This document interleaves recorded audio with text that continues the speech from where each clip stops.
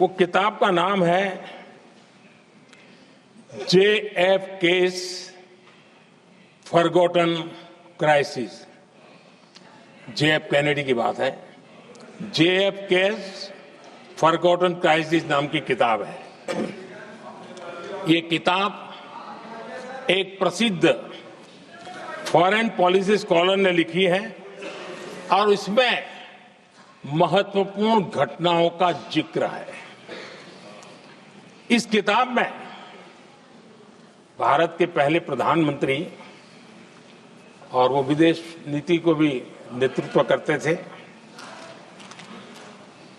इस किताब में पंडित नेहरू और अमेरिका के तब के राष्ट्रपति जॉन एफ कैनेडी के बीच हुई चर्चाओं और निर्णयों का भी विस्तार से वर्णन है। जब देश ढेर सारी चुनौतियों का सामना कर रहा था, तब विदेश नीति के नाम पर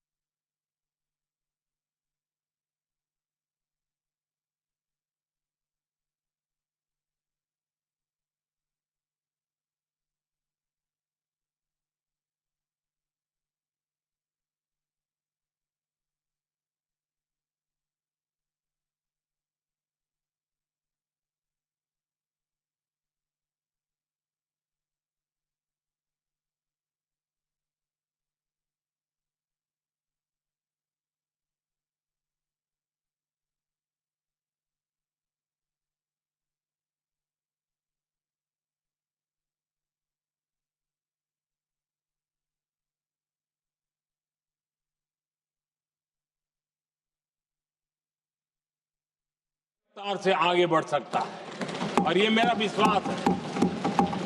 25 साल से इस क्षेत्र में काम करने के बाद मेरा विश्वास और दृढ़ हुआ है। आदरणीय अध्यक्ष जी, पिछले 10 साल में सेल्फ हेल्प ग्रुप्स अब तक 10 करोड़ नई महिलाएं SHG में जुड़ी है और ये महिलाएं वंचित परिवारों से, ग्रामीण बैकग्राउंड से, समाज के अंतिम पायदान पर बैठी इन महिलाओं का सामर्थ्य बढ़ा, उनका सामाजिक स्तर भी ऊपर उठा और सरकार ने इनकी मदद 20 लाख रुपए तक बढ़ा दी है ताकि वो इस काम को आगे बढ़ा सके। उनकी कार्यक्षमता बढ़े, उसका स्केल बढ़े, उस दिशा में हम प्रयास कर रहे हैं और उसका आज ग्रामीण अर्थव्यवस्था पर बहुत ही सकारात्मक प्रभाव हो रहा है।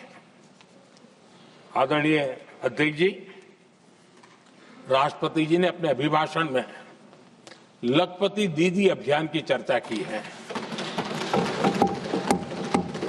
हमारी नई सरकार तीसरी बार बनने के बाद अब तक जो जानकारियां रजिस्टर हुई है उस हिसाब से 50 लाख से ज्यादा लखपति दीदी की जानकारी हम तक पहुंची है। और जब से मैंने इस योजना को आगे बढ़ाया है, अब तक करीब करीब 1.25 करोड़ महिलाएं लखपति दीदी बनी हैं और हमारा लक्ष्य है कि हम 3 करोड़ महिलाओं को लखपति दीदी बनाएंगे और इसके लिए आर्थिक कार्यक्रमों का बल दिया जाएगा। आदरणीय अध्यक्ष जी, आज देश के अनेक गांवों में ड्रोन दीदी की चर्चा हो रही है। एक मनोवैज्ञानिक परिवर्तन गांवों में आया है। महिला के हाथ में ड्रोन चलाते हुए देख के गांव के लोगों का महिला के प्रति देखने का नजरिया बदल रहा है और आज नमो ड्रोन दीदी खेतों में काम कर करके लाखों रुपया कमाने लगी हैं।